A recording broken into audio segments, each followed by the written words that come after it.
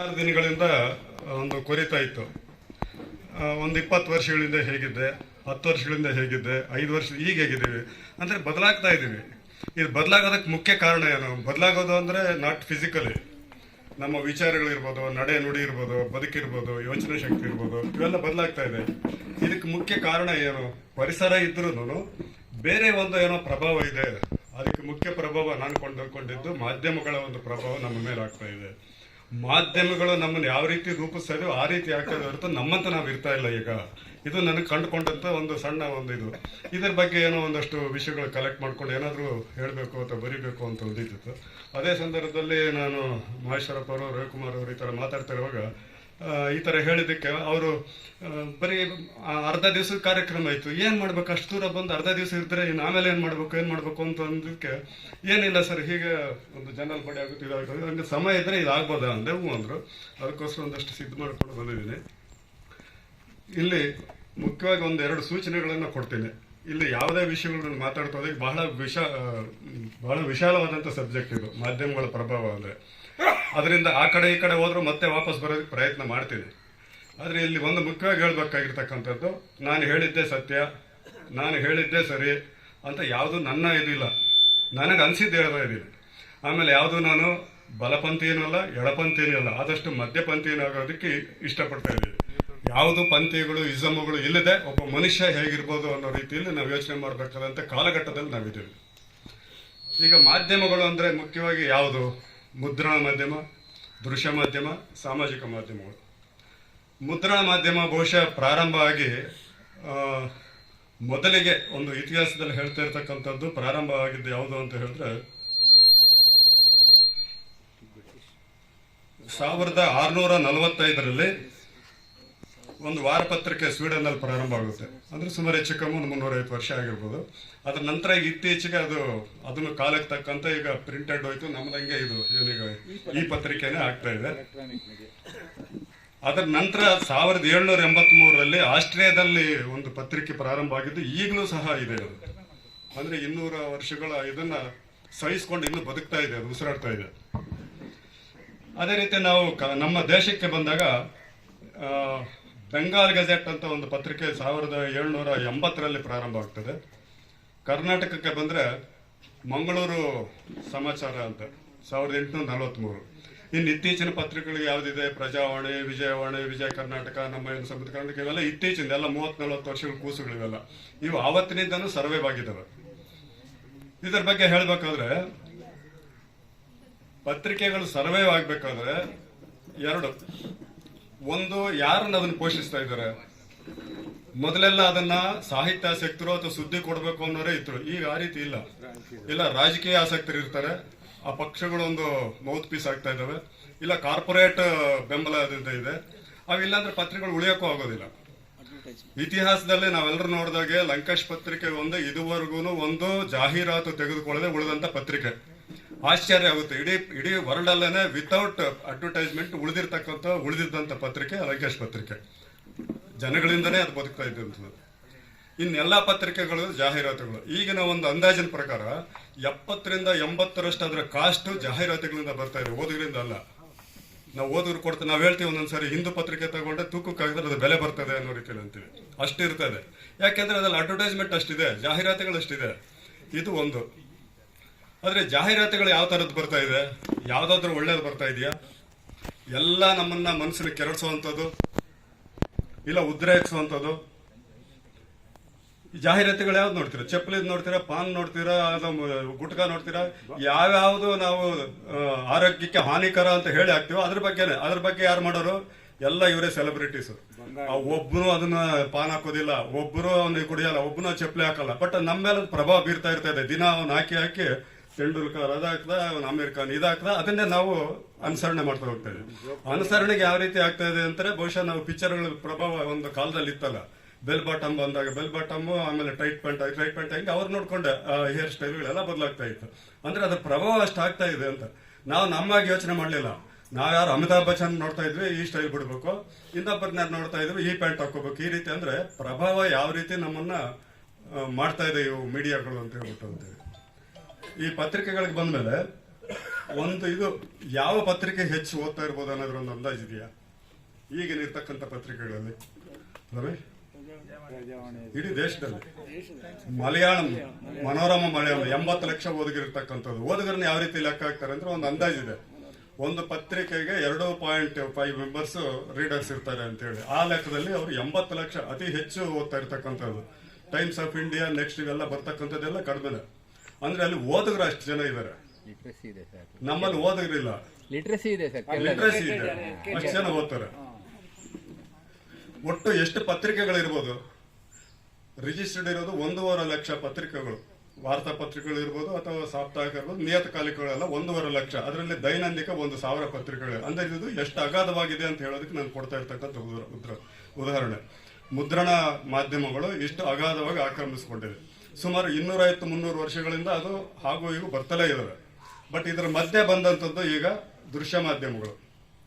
ದೃಶ್ಯ ಮಾಧ್ಯಮಗಳನ್ನು ಯಾವ್ದಿದೆ? ಮೊದಲು ಸರ್ಕಾರಿ ಪ್ರಾಯೋಜಿತ ನಮ್ಮ ದೂರದರ್ಶನ ಅಥವಾ ದೂರದರ್ಶನ ಏನಂತೀವಿ ಅದಿತ್ತು.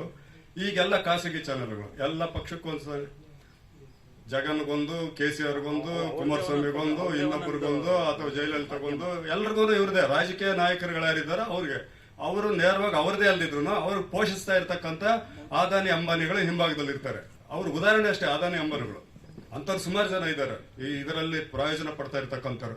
ಸೊ ಅವ್ರು ಮಾಡ್ತಕ್ಕಂಥ ಪತ್ರಿಕೆಗಳಾಗ್ಲಿ ಮಾಧ್ಯಮಗಳಾಗ್ಲಿ ಇವ್ರ ಹಿತಾಸಕ್ತಿ ಕಾಪಾಡ್ತಾರೋ ನಮ್ಮ ಹಿತಾಸಕ್ತಿ ಕಾಪಾಡ್ತಾರೋ ನಾವು ಅದನ್ನ ಅರ್ಥ ಮಾಡ್ಕೊಳ್ತಾ ಇಲ್ಲ. ಯಾಕೆಂದ್ರೆ ಪತ್ರಿಕೆಗಳು ಬರೋದೆಲ್ಲ ಸತ್ಯ ಅನ್ಕೊಳ್ತೇವೆ. ಇವತ್ತೊಂದು 5 ಪತ್ರಿಕೆ ತೆಗೆದುಕೊಳ್ಳಿ, ಒಂದೇ ನ್ಯೂಸ್ ಹೆಡ್ಲೈನ್ ಇರುತ್ತೆ ಅನ್ನೋದು ನೋಡಿ, ಇರೋದಿಲ್ಲ. ಯಾಕಂದ್ರೆ ಅವ್ರ ಹಿತಾಸಕ್ತಿ ಬೇರೆ ಇದೆ, ಪ್ರಜಾವಾಣಿದು ಬೇರೆ ಇದೆ, ಕನ್ನಡಪ್ರಭದ ಬೇರೆ ಇದೆ, ವಿಜಯ ಕರ್ನಾಟಕದ ಬೇರೆ ಇದೆ, ಚಾನಲ್ಗಳು ಬೇರೆ ಬೇರೆ ಇದೆ, ರಂಗನಾಥದ ಬೇರೆ ಇದೆ, ಇನ್ನೊಬ್ಬಂದು ಯಾರೋ ಇದೆ. ಅವ್ರಿಗೆ ಬೇಕಾಗಿರೋ ಅಂತ ತೋರಿಸ್ತಾ ಇದಾರೆ, ನಮ್ಗೆ ನಮ್ ಬೇಕಾಗಿದೆ ಅಂತ ತೋರಿಸ್ತಾ ಇಲ್ಲ. ಬಟ್ ನಾವು ಅದಕ್ಕೆ ಒಳಗಾಗ್ಬಿಡ್ತಾ ಇದೀವಿ. ಅದನ್ನ ನೋಡ್ಬಿಟ್ಟು ಇದೇ ನಿಜನೇ, ನಾನು ಪ್ರಜಾವಾಣಿ ವ್ಯಕ್ತಿಯಾಗಿ 1 ವರ್ಷ ಇರ್ತೀನಿ, ಓದ್ತಾ ವಿಜಯ ಕರ್ನಾಟಕ ಶಿಫ್ಟ್ ಆದ್ರೆ ಒಂದೇ ಸರಿ ವಿಜಯ ಕರ್ನಾಟಕದ ವ್ಯಕ್ತಿ ಆಗ್ಬಿಡ್ತೀನಿ. ಈ ರೀತಿ ನಾವು ಪತ್ರಿಕೆಗಳು ಮಾಧ್ಯಮಗಳಿಗೆ ನಾವು ಶಿಫ್ಟ್ ಆಗ್ತಾ ಹೋಗ್ತಾ ಇದ್ವಿ. ಕೆಲವರು ಒಂದಕ್ಕೆ ಸ್ಟಿಕ್ ಆನ್ ಆಗ್ಬಿಟ್ಟು, ಈಗ ಯಾರನ್ನಾದ್ರೂ ಕೇಳ್ಬೋದು ಹಿಂದೂ ಪತ್ರಿಕೆಗೆ ಅವರು ಎಷ್ಟು ಕಮಿಟ್ಮೆಂಟ್ ಇದ್ದಾರೆ ಕೆಲವರು ಅಂತಂದ್ರೆ, ಅವ್ರು ಸಾಯೋವರೆಗೂ ಹಿಂದೂ ಪತ್ರಿಕೆನೇ ಓದ್ತಾರೆ. ಸೊ ಅವರು ಅದೇ ಚೌಕಟ್ಟಿನಲ್ಲಿ ಇರ್ತಾರೆ, ಅವ್ರ ವಿಚಾರಗಳು ಬೇರೆ ಕಡೆ ಹೋಗೋದೇ ಇಲ್ಲ. ಸೊ ಈ ದೃಶ್ಯ ಮಾಧ್ಯಮಗಳದು ಇದನ್ನ ಯಾವ ರೀತಿ ಲೆಕ್ಕ ಹಾಕ್ತಾರೆ ಅಂದ್ರೆ, ಆವರೇಜ್ ಮಿನಿಟ್ ಆಡಿಯನ್ಸ್ ಅಂತ ಲೆಕ್ಕ ಹಾಕ್ತಾರಂತೆ. ಮೊದಲು ಇಂಪ್ರೆಷನ್ಸ್ ಅಂತ ಇತ್ತು, ಈಗ ಆವರೇಜ್ ಮಿನಿಟ್ ಆಡಿಯನ್ಸ್ ಅಂತೇಳಿ. ಅದರಲ್ಲಿ ಹೆಚ್ಚಿಗೆ ಬರ್ತಕ್ಕಂಥದ್ದು ಸ್ಟಾರ್ ಪ್ಲಸ್. ಎಷ್ಟು ಜನ ನೋಡ್ತಾರೆ? 30 ಕೋಟಿ ಜನ ಸ್ಟಾರ್ ಪ್ಲಸ್ ವ್ಯೂ ಮಾಡ್ತಾ ಇರ್ತಾರೆ. ನಾವು ಕೆಲಸ ಇಲ್ಲದೆ ಎಷ್ಟು ಜನ ಇದೀವಿ ಅನ್ನೋದು ನೋಡ್ಕೊಳ್ಳಿ. ಆಮೇಲೆ ಇನ್ನೊಂದು OTTಲಿ ಹಾಟ್ ಸ್ಟಾರ್ ಅದಕ್ಕೆ 30 ಕೋಟಿ ಆಕ್ಟಿವ್ ಯೂಸರ್ಸ್ ಇದಾರೆ. ಪತ್ರಿಕೆಗಳು ಓದ್ತಾ ಇರೋದು 45 ಕೋಟಿ, ಒಟ್ಟು 45 ಕೋಟಿ ಅಂದ್ರೆ 1/3 ಆಫ್ ದಿ ಪಾಪ್ಯುಲೇಷನ್. ಇಲ್ಲಿ 30 ಕೋಟಿ ಇವುಗಳು ದೃಶ್ಯ ಮಾಧ್ಯಮಗಳ ಮುಂದೆ ಕೂತ್ಕೊಳ್ತಾ ಇರ್ತಕ್ಕಂಥವ್ರು ನಾವು. ಅಂದ್ರೆ ಕಂಬೈಂಡ್ ಅದು ಇರ್ತದೆ, ಇದು ಇರ್ತದೆ. ಹೌದು. ಆಮೇಲೆ ಟಿವಿಗಳು ಎಲ್ಲಿ ಯಾವ ಇದರಲ್ಲಿ ಯಾವ ಸ್ಟೇಟ್ ಅಲ್ಲಿ ಹೆಚ್ಚಿಗೆ ಇರ್ಬೋದು ಪರ್ ಕ್ಯಾಪ್ಟನ್ ಅಥವಾ ಪರ್ ಫ್ಯಾಮಿಲಿ ಲೆಕ್ಕ ಹಾಕಿದ್ರೆ ಎನಿ ಗೆಸ್? ತಮಿಳ್ನಾಡು 87%. ಪುಕ್ಸೆಟ್ಟೆ ಕೊಟ್ರಲ್ಲ ಗ್ಯಾರಂಟಿ, ಕೊಟ್ಟ ಮೇಲೆ ಅಡಿಕ್ಟ್ ಆಯ್ತು, ಅದು ಹೋಯ್ತು. ಇನ್ನೊಂದ್ ತರ್ಬೇಕಂದ್ರೆ ಜೈಲಲ್ಲಿ ಕೊಡಲ್ಲ, ನಾವೇ ತರ್ತೀವಿ ಹೋಗ್ಬಿಟ್ಟು. ಯಾಕಂದ್ರೆ ಅಡಿಕ್ಟ್ ಆಗ್ತೀವಿ, ನೋಡ್ತಾ ಇರ್ಬೇಕಲ್ಲ ಬೆಳಗ್ಗೆಯಿಂದ. ಆ ರೀತಿಯಾಗಿ ಇದನ್ನ ಪೋಷಣೆ ಮಾಡೋದು. ಮೊದಲು ಪುಕ್ಸೆಟ್ಟೆ ಕೊಟ್ರು, ಅದನ್ನ ಇನ್ನೊಬ್ಬರನ್ನ ಯಾರನ್ನ ನಾವು ಇದ್ ಮಾಡ್ಲಿಕ್ಕೆ ಪ್ರಮೋಟ್ ಮಾಡ್ತೀವಿ. ಈ ಊರುಗಳಲ್ಲಿ ಬಹುಶಃ ರೈತ ಕುಟುಂಬಗಳಿಂದ ಬಂದಿರೋರು ನೋಡ್ಬೋದು. ಟ್ರ್ಯಾಕ್ಟರ್ ಅನ್ನೋದು ಒಂದು ಕ್ರೇಜ್ ಆಗ್ತಿತ್ತು. ಸಾಲ ಕೊಡ್ತಾರೆ, ಅಲ್ಲಿ ತಂದ್ಬಿಡೋಣ, ಕೆಲಸ ಇಲ್ಲ, ಮನೆ ಮುಂದೆ ಇರ್ಬೇಕು ಟ್ರ್ಯಾಕ್ಟರ್. ಅವನಿಗೆ ನಮ್ಗೆ ಸಾಲ ಕೊಟ್ಟು ನಮಗ್ ಸಬ್ಸಿಡಿ ಅಂತ ಕೊಟ್ಟಿದ್ದು ನಮ್ಗಲ್ಲ, ರೈತರಿಗೆಲ್ಲ ನೇರವಾಗಿ ಬರ್ತಾ ಇದ್ದದ್ದು. ಯಾವನು ಮ್ಯಾನುಫ್ಯಾಕ್ಚರ್ ಇಂಡಸ್ಟ್ರಿಯಲಿಸ್ಟ್ ಬರ್ತಾರೆ, ಅವನಿಗೆ ವ್ಯಾಪಾರ ಆಯ್ತು ಅಷ್ಟೇ. ಮನೆ ಮುಂದೆ ನಿಲ್ಸ್ಕೊಳ್ಳೋದು ಗತ್ತಿಗೆ. ಸಾಲ ತೀರಿಸದೆ ಜಮೀನು ಮಾರ್ಕೊಂಡು ಹೋಗೋದು. ಅದೇ ಇವರು ರಮೇಶ್ ಹೇಳ್ತಿದ್ರಲ್ಲ, ದೇವನಹಳ್ಳಿ ಏರ್ಪೋರ್ಟ್ ಹತ್ರ ಜಮೀನು ಮಾರ್ಬಿಟ್ಟು ಕೊನೆಗೆ ಅಲ್ಲೇ ಈಗ ಸೆಕ್ಯೂರಿಟಿ ಆಗಿದ್ದಾರೆ. ಈ ರೀತಿ ಗತಿಗಳು ನಮ್ಗೆ ಈ ಮಾಧ್ಯಮಗಳ ಮೂಲಕ ಅಥವಾ ರಾಜಕೀಯ ಪಕ್ಷಗಳು ಸೃಷ್ಟಿ ಮಾಡ್ತಾ ಇರ್ತಕ್ಕಂಥದ್ದು ಒಂದು ಭ್ರಮೆದ ಸೃಷ್ಟಿ ಮಾಡಿ ನಮ್ಮನ್ನ ಕೊಳ್ಳುಬಾಕರನ್ನಾಗಿ ಮಾಡ್ತಾ ಇದೆ. ತಗೊಳ್ಳಿ ಅಂತ ಹೇಳ್ಬಿಟ್ಟು ಅಂತ. ಅದು ತಗೊಳ್ಳಿ ಅಂತ ಹೇಳಿ ಎಲ್ಲ ಸಬ್ಸಿಡಿಗಳು ಏನು ಈ 1+1 ತಗೊಂಡ್ರೆ ಇನ್ನೊಂದು ಫ್ರೀ ಅಂತ ಹೇಳ್ತಾರೆ. ಇವೆಲ್ಲನೂ ಅದನ್ನ ಒಂದ್ಸರಿ ಒಳಗೆ ತಳ್ಬೇಕು ಚಕ್ರವ್ಯೂಹಕ್ಕೆ. ಆಮೇಲೆ ನಾವು ಹೊರಗೆ ಬರೋದಿಲ್ಲ, ದಿನ ಹೋಗ್ತೀವಿ, ದಿನ ತಗೊಳ್ತೀವಿ. ಇವತ್ತು ಫೋನ್ ತಗೊಂಡ್ವಿ, ಮಾಡಲ್ ಚೇಂಜ್ ಆಯ್ತು, ಇನ್ನೊಂದು ತಗೊಳ್ಳೇಬೇಕು. ಫೋನೇ ಇಲ್ದಿದ್ರೆ 300 ರೂಪಾಯಿ ಫೋನ್ ನಲ್ಲಿ ಸ್ಯಾಟಿಸ್ಫೈಡ್ ಆಗಿತ್ತು ನನ್ನ ಜೀವನ. 300 ರೂಪಾಯಿ ಯಾವ್ದು ಫಸ್ಟ್ ಬಂದಿದೆ? MT ಎಂಬುದು ಎಂತದೋ ಇತ್ತು, ಹೋಟೆಲ್ಗಿಂತ ಇನ್ನೊಂದು 300 ರೂಪಾಯಿ ಆರಾಮಕ್ಕಿದ್ದೆ 3-4 ವರ್ಷ. ಈಗಿದು 1 ವರ್ಷಕ್ಕೆ ಬದಲು ಮಾಡ್ಬೇಕು. ಏನೋ ಹ್ಯಾಂಗ್ ಆಗುತ್ತೆ, ಸ್ಲೋ ಆಗುತ್ತೆ, ಬ್ಯಾಟ್ರಿ ಚೇಂಜ್, ಇನ್ನೊಂದು ಯಾವ್ದೋ ಮಾಡಲು ಬಂದಿದೆ. ಸದ್ಯ ಹೆಣ್ಣು ಸೆಲೆಕ್ಟ್ ಮಾಡ್ಕೊಳ್ಳೋಕೆ ಆ ರೀತಿ ಅಂದ್ಕೊಳ್ಳಿಲ್ಲ ಯಾರು. ಇನ್ನೊಂದು ಮಾಡ್ಲು ಬರುತ್ತೆ, ಇನ್ನೊಂದು ಮಾಡ್ಲು ಬರುತ್ತೆ ಅಂತೇಳಿ ಅಂಥವ್ರು ಇದ್ದಾರೆ ಕೆಲವರು ನಮ್ಮ ಜೊತೆಯವರು. ಈ ಹೆಣ್ಣನ್ನು ನೋಡ್ತಾರೆ, ನನಗೆ ಇನ್ನೊಂದು ಬೇಕು ನೋಡೋಣ, ಇನ್ನೊಂದು ಕೊನೆಗೆ ಅವ್ರು ಏಜ್ ಬಾರ್ ಆಗ್ಬಿಟ್ಟು ಯಾವುದು ಸಿಗೋದಿಲ್ಲ, ಯಾವ ಮಾಡ್ಲು ಸಿಗೋದಿಲ್ಲ, ಹಂಗಾಗಿರೋರು ಇರ್ತಾರೆ.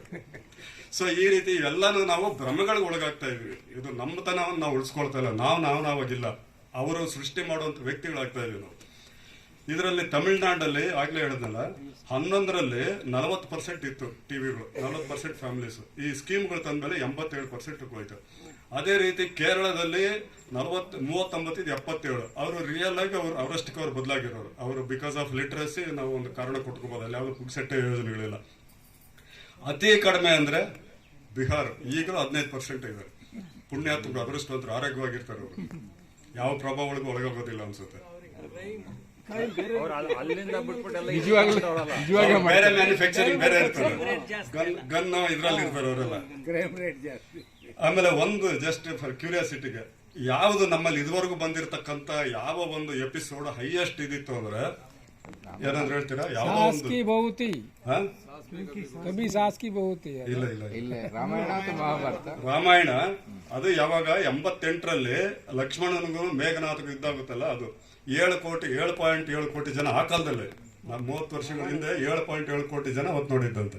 ಅಂದ್ರೆ ಎಷ್ಟು ಕ್ರೇಜ್ ಬರುತ್ತೆ ಅಂತೇಳಿ ಅದು ಮಾರಾಟ ಮಾಡಿದ್ರೆ ಅಷ್ಟೇನೆ, ಜನಗಳಿಗೆ ಬೇಕಾಗಿತ್ತು ಅದು. ರಾಮಾಯಣ ತೋರಿಸಿದ್ರೆ ಇದು ಮಾಡ್ತಾರೆ, ಮಹಾಭಾರತ ತೋರಿಸಿದ್ರೆ ಇದು ಮಾಡ್ತಾರೆ. ಈಗೆಲ್ಲ ಕ್ರೈಮ್ಗಳು ಬಂದ್ಬಿಟ್ವಿ. ಈಗ ಮನೆ ಮುರಿಯೋದು ಹೆಂಗೆ, ಅತ್ತೆ ಸೊಸೆ ಮಂತ್ರ ಇಡೋದು ಹೆಂಗೆ, ಗಂಡ ಹೆಂಡತಿ ಮಂತ್ರ ಇಡೋದು ಹೆಂಗೆ, ಈ ರೀತಿ ಏನೇನೋ ಎಲ್ಲ ಸಮಾಜಕ್ಕೆ ಬೇಕಿಲ್ಲದೆ ಇರತಕ್ಕಂಥದ್ದನ್ನೆಲ್ಲ ನಮ್ಮಲ್ಲಿ ಆ ಭಾವನೆಗಳನ್ನು ಸೃಷ್ಟಿ ಮಾಡಿ ನಾವು ಅದ್ರಲ್ಲಿ ಯಾವ್ದೋ ಒಂದು ಪಾತ್ರ ಆಗ್ಬಿಟ್ಟಿರ್ತೀವಿ, ಅದು ಗುರ್ಸ್ಕೊಳ್ತೀವಿ. ನಂದು ಇದೇ ಇರ್ಬೋದಲ್ವಾ ಅಂತೇಳಿ ಯಾವ್ದೋ ಒಂದು ಪಾತ್ರದಲ್ಲಿ ಗುರ್ಸ್ಕೊಂಡು ಅದನ್ನ ದಿನ ನೋಡ್ತಾ ಇರ್ತೀವಿ. ನೀವು ಯಾವ್ದಾದ್ರು ಒಂದು ಕಳಪೆ ಸೀರಿಯಲ್ಗೂ ಒಂದ್ ದಿವಸ ನೋಡ್ರಿ, ಒಂದು ವಾರ ನೋಡ್ರಿ, ನೀವು ಅಡಿಕ್ಟ್ ಆಗ್ತಿದ್ರೆ ಅವಾಗ ಚಾಲೆಂಜ್ ಮಾಡ್ತೀವಿ. ಬಿಕಾಸ್ ಅಡಿಕ್ಟ್ ಆಗ್ತೀವಿ ನಾವು ಅದಕ್ಕೆ.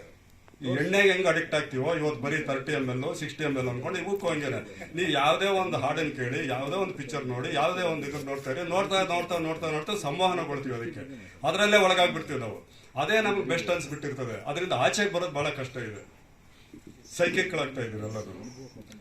ನಂತರ 3ನೇದು ಬಹಳ ದುರಂತ, ಸಾಮಾಜಿಕ ಮಾಧ್ಯಮಗಳು. ಇವಾದ್ರೂ ಲಿಮಿಟ್ ಇತ್ತು. ಪತ್ರಿಕೆ ನಾನು ಒಬ್ಬನ ಓದ್ತೀನಿ, ಎತ್ತಿಡ್ತೀನಿ, ಮನೆಯವ್ರು ಹೋದ್ರು ಬಿಟ್ಟು ಬಿಡ್ಬೋದು. ಟಿವಿನೂ ಕನಿಷ್ಠ 2-3 ನೋಡಿ ಬಿಟ್ಬಿಡ್ದು. ಇದು ಹಂಗಲ್ಲ, ಪ್ರತಿಯೊಬ್ಬರ ಕೈಗೂ ಬಂದಿದೆ. ಈಗ ಸದ್ಯ ಕೈಯಲ್ಲ ಇದೆ, ಇನ್ನು ಮುಂದೆ ಏನಿಲ್ಲ, ಬರೀ ಹಂಗ ಇಟ್ಕೊಂಡು ಹಿಂಗ್ ಗೊತ್ತಿದ್ರೆ ಬರ್ತಾ ಇದೆ. ಒಂದು ಚಿಪ್ ಹಾಕ್ಬಿಟ್ಟು ನನ್ಗೆ ಯಾವ್ದು ಬೇಕೋ ನೋಡ್ಕೋಬೋದೇನು, ಆ ರೀತಿ ಬರ್ತಾ ಇದ್ದೇನೆ. ಈಗ ಆ ರೀತಿ ಆಗ್ತದೆ.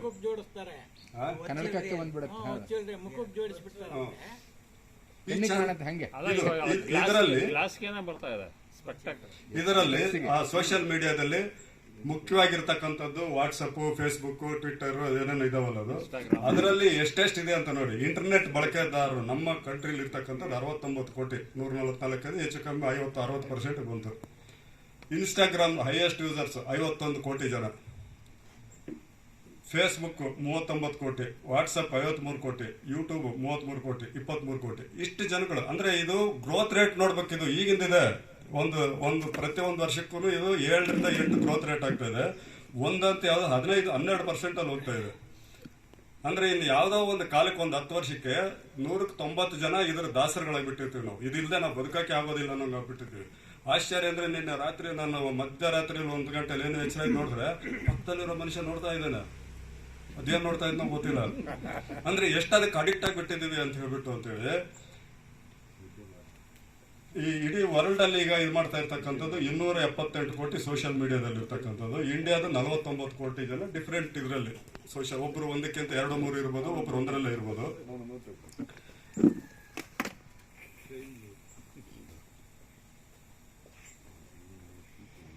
ಈ ಸಾಮಾಜಿಕ ಮಾಧ್ಯಮಗಳು ಅದೇ ಹೇಳಿದ್ಮೇಲೆ ಯಾವ ರೀತಿ ಗ್ರೋತ್ ರೇಟ್ ಇದೆ ಅಂದ್ರೆ 18 ಅಂದ್ರೆ ಸ್ವಲ್ಪ ಹೆಚ್ಚು ಕಮ್ಮಿ 5 ವರ್ಷದಿಂದ 20% ಇತ್ತು. ಈಗ 28ಕ್ಕೆ ಅಂದ್ರೆ 10 ಇಯರ್ಸ್ಗೆ 80% ಆಗುತ್ತೆ ಅಂತ ಒಂದು ಸ್ಟಡಿ ಇರ್ತಕ್ಕಂಥದ್ದು ಈಗಿನ ಗ್ರೋತ್ ರೇಟ್ ಅನ್ನೋದ್ರೆ. ಈ IIM ಅಹಮದಾಬಾದ್ ಅವರೊಂದು ಸ್ಟಡಿ ಮಾಡಿದ್ದಾರೆ. ಎಷ್ಟು ಹೊತ್ತು ಒಬ್ಬ ಸಾಮಾನ್ಯವಾಗಿ ಈ ಸೋಷಿಯಲ್ ಮೀಡಿಯಾದಲ್ಲಿ ಇನ್ವಾಲ್ವ್ ಆಗಿರ್ತಾನೆ? Any guess? Per day average 5 hours ನಿಮ್ದು ಇರ್ಬೋದು. 6 to 8 hours ಅವರೇಜ್ 3.5 ಗಂಟೆ ಈಗಿರತಕ್ಕಂಥದ್ದು. ನಿಮ್ದು ನೀವು 6 to 8 ಇದ್ರೆ ಇನ್ನೊಬ್ರು 1 ಗಂಟೆ ಅಂದ್ರೆ ಅವರೇಜ್ 3.5. ಅದಕ್ಕೆ ನಿಮ್ಮಂತವ್ರು ಇದಾರಲ್ಲ ಸರ್, ಮ್ಯಾಕ್ಸಿಮಮ್ 5 hours ಸರ್, ಜಾಸ್ತಿನೇ ಇದೆ. OTT ನಲ್ಲಿ 44 ನಿಮಿಷ ಅವರೇಜ್ ಹೇಳ್ತಾ ಇರೋದು. ನೆಕ್ಸ್ಟ್ ಆನ್ಲೈನ್ ಗೇಮಿಂಗ್ 40 ನಿಮಿಷ. ಒಟ್ಟು 4.75 ಗಂಟೆ ಇದರಲ್ಲಿ ಆವರೇಜ್ ಎಲ್ಲರದ್ದು. ಬೇರೆ ಒಬ್ರು 10 ಗಂಟೆ 15 ಗಂಟೆ ಇರೋರು 0 ತೆಗೆದುಕೊಂಡ್ರು 4.75 5 ಗಂಟೆ ಇದರಲ್ಲಿ ಇದೆ. ನಾವು ಎಚ್ಚರ ಆಗಿರ್ತಕ್ಕಂಥ 16 ಗಂಟೆನಲ್ಲಿ 5 ಗಂಟೆ ಅಂದ್ರೆ ಸುಮಾರು 35-40% ಟೈಮ್ ಇದರ ಮೇಲೆ ಇದೀವಿ. ಮ್ಯಾನ್ ಪವರ್ ಎಷ್ಟೋಯ್ತು. ಆಮೇಲೆ ನಮ್ಮ ಮಾನಸಿಕ ಮತ್ತು ದೈಹಿಕ ಇವು ಏನಾಗ್ತಾ ಇದೆ, 33% ಆಫ್ ದಿ ಇದು ಎಚ್ಚರಿಕೆ ಇರತಕ್ಕಂಥ ಟೈಮಲ್ಲಿ ಇದರ ಮೇಲೆ ಇದೀವಿ ಅಂತ ಒಂದು ಅಂದಾಜು ಇರತಕ್ಕಂಥದ್ದು. ಯಾರು ಹೆಚ್ಚಿಗೆ ಇರ್ಬೋದು, ಮೇಲಾ ಫಿಮೇಲಾ?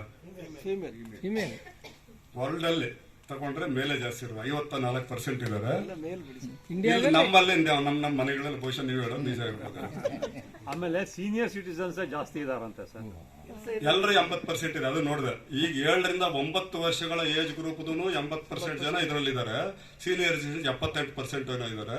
ಸೀನಿಯರ್ ಸಿಟಿಸನ್ಸ್ ಬಿಡಿ, ಅಟ್ಲೀಸ್ಟ್ ಕತೆ ಮುಗೀತು, ಒತ್ತು ಮುಳುಗ್ತಾರೆ, ಹೊರಟೋಗ್ತಾರೆ. ಬಟ್ ಇವ್ರ ಲೆಕ್ಕ ಹಾಕೊಳ್ಳಿ, ಇನ್ನ 30-50 ವರ್ಷ ಇವ್ರು ಇದ್ರಲ್ಲಿ ಇರ್ತಾರಲ್ಲ. ನಾವು ಟೈಮ್ ಪಾಸ್ ನೋಡ್ತೀವಿ. ಆಮೇಲೆ ಯಾವಾಗ ಹೆಚ್ಚಿಗೆ ನೋಡ್ತಾ ಇರೋದು, ಮಧ್ಯಾಹ್ನ 12 ಗಂಟೆಯಿಂದ ರಾತ್ರಿ 12 ಗಂಟೆವರೆಗೂ 75% ಜನ ನೋಡ್ತಾ ಇರ್ತಾರೆ. ಮಧ್ಯಾಹ್ನ 12 ಗಂಟೆಯಿಂದ ರಾತ್ರಿ 12 ಗಂಟೆಗೆ ಎದ್ದಿರ್ತಾರಲ್ಲ, ಅದಕ್ಕೆ ಬೆಳಗಿನ ಜಾವ ಬಹುಶಃ ಫ್ರೀ ಕೊಟ್ಟಿರ್ತಾರೆ. ಪ್ರತಿ 4 ಗಂಟೆಗೂ ಒಂದು ಸ್ಲಾಟ್ ಸ್ಟಡಿ ಮಾಡಿದ್ರೆ ಅವರೇಜ್ 25% ಇದೆ. ಅಂದ್ರೆ ಇದು ಡೇಂಜರಸ್ ಪಾರ್ಟ್ ಯಾವಾಗ ಲಾಸ್ಟ್ ಕ್ವಾರ್ಟರ್ ಇದೆಯಲ್ಲ, 8 ರಿಂದ 12 ಗಂಟೆಲಿ ಮಧ್ಯರಾತ್ರಿಲಿ, ಆ ಟೈಮಲ್ಲಿ 25% ಇದಾರೆ ಅಂದ್ರೆ ಅದು ಯಾವ ರೀತಿ ಅವ್ರ ಮೇಲೆ ಪರಿಣಾಮ ಬೀಳ್ತದೆ ಲೆಕ್ಕ ಹಾಕೊಳ್ಳಿ. ಎಲ್ಲಾನು ಚೇಂಜ್ ಆಗ್ತಾ ಇದೆ, ಎಲ್ಲಾನು ಬದಲಾಗ್ತಾ ಇದೆ. ಸರ್ ಇದು ನೆಗೆಟಿವ್ ಆಯ್ತಲ್ಲ, ಪಾಸಿಟಿವ್ ಇರ್ಬೋದಲ್ಲ? ಪಾಸಿಟಿವ್ ಏನಿದೆ ಇದರಲ್ಲಿ? ಮಣ್ಣಗಟ್ಟೆ ಅವ್ರು ಯಾರೋ ಬೆಳಿತಾ ಇದ್ದಾರೆ ಅಷ್ಟೇ ಇದೆ, ಅದು ಹೇಳ್ತೀವಿ. ಸಂವಾದ, ಆಮೇಲೆ ವಾದ ಇಲ್ಲ, ಸಂವಾದ ಇಲ್ಲ. ನಾನು ಜಸ್ಟ್ ನಿಮ್ಗೆ ಮಾಹಿತಿ ಕೊಡ್ತಾ ಇದ್ದೀನಿ, ಯಾವ್ದು ಸರಿ ತಪ್ಪು ಅಂತಲ್ಲ. ನೀವು 10 ಗಂಟೆ ಯೂಸ್ ಮಾಡೋದು ಸರಿನಾ, ಯೂಸ್ ಮಾಡಿ. 1 ಗಂಟೆನೆ ಮಾಡ್ತೀನಿ ಮಾಡಿ, ನಿಮ್ ಬಿಟ್ಟು ನಾನು ಮಾಹಿತಿ ಕೊಡ್ತಾ ಇದ್ದೀನಿ, ಯಾವ್ದು ಸರಿ ಯಾವ್ದು ತಪ್ಪು ಅಂತ ನಾನು ಆಗ್ಲೇ ಹೇಳಿದ್ದೀನಿ.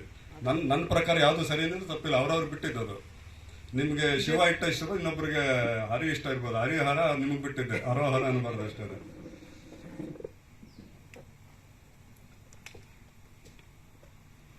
ಈಗ ಮತ್ತೆ ಆರ್ಟಿಫಿಷಿಯಲ್ ಇಂಟೆಲಿಜೆನ್ಸ್ ಬಂದಿದೆ, ಅದು ಬಂತು ಅಂದ್ರೆ ಸತ್ಯನೇ. ಆಮೇಲೆ ಸೋಷಿಯಲ್ ಮೀಡಿಯಾದಲ್ಲಿ ಮೆಸೇಜ್ ಬಂದ್ಬಿಡ್ತದೆ.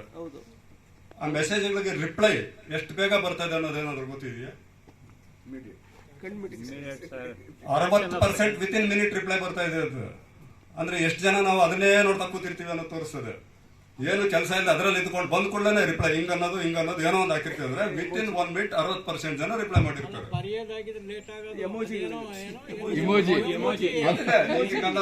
ಅಷ್ಟೇ. 20% ಆರೋಗ್ಯವಂತರಾಗಿರ್ತಕ್ಕಂಥ ನೋ ರಿಪ್ಲೈ ಕೊಡೋದೇ ಇರ್ತೀವಿ. 20% ಇದ್ದಾರೆ ಸಸ್ಯ. ಅಷ್ಟು ಜನ ಇನ್ನೂ ಸ್ವಲ್ಪ ಮನಸ್ಸನ್ನು ಸೀರಿಯಸ್ನಲ್ಲಿ ಇಟ್ಕೊಂಡಿದ್ದಾರೆ, ಸ್ವಸ್ಥರು.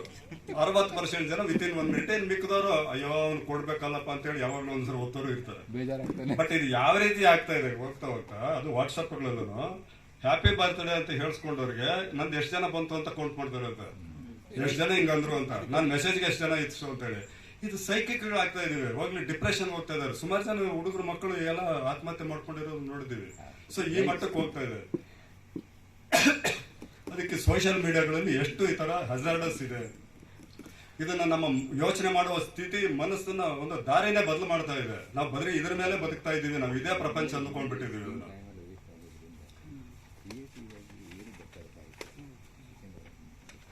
ಈ ಮಾಧ್ಯಮಗಳಲ್ಲಿ ಎಂತದ್ದು ಮುಖ್ಯವಾಗಿ ಬರುತ್ತೆ, ಒಂದು ಸುದ್ದಿ ಇರ್ಬೋದು, ಇನ್ನೊಂದು ಎರಡನೇದು ಮನೋರಂಜನೆ ಇರ್ಬೋದು. ಆಗ್ಲೇ ಹೇಳಿದಾಗೆ ಸುದ್ದಿಗಳು ಪ್ರಾಯೋಜಿತ ಸುದ್ದಿಗಳು. ಅವ್ನು ಕಾರ್ಪೊರೇಟ್ ಹಿಂದ್ಗಡೆ ಯಾವನ್ ಇರ್ತಾನೆ ಅವನು ಬೇಕಾದ್ದೇ ಕೊಡ್ತಾರೆ, ಇಲ್ಲ ಅವ್ನು ಯಾವ ಪೊಲಿಟಿಕಲ್ ಪಾರ್ಟಿ ಅವ್ರಿಗೆ ಬೇಕಾಗಿರೋದೇ ಕೊಡ್ತಾರೆ. ಇನ್ನು ಮನೋರಂಜನೆನೂ ಅದೇ ಗತಿಗೆ ಹೋಗ್ಬಿಡ್ತಾ ಇದೆ. ಈಗ ನೀವು ಸೀರಿಯಲ್ಗಳೆಲ್ಲಾನು ಅವ್ರಿಗೆ ಏನ್ ಬೇಕಾಗಿದೆ ಅದೇ ರೀತಿ ಸೀರಿಯಲ್ಗಳು ತುಂಬ್ತಾ ಇದ್ದಾರೆ. ಒಂದು ಮಾರ್ಕೆಟಿಂಗ್ ಏನೋ ಇರಬೇಕು, ಅಥವಾ ಇನ್ಯಾವುದೋ ಒಂದು ಭಾವನೆಗಳನ್ನು ಕೆರಳಿಸೋದಿರ್ತದೆ. ಈ ರೀತಿ ಸೀರಿಯಲ್ಗಳೇ ಸುತ್ತಕೊಂಡು ಬರ್ತಾ ಇದೆ.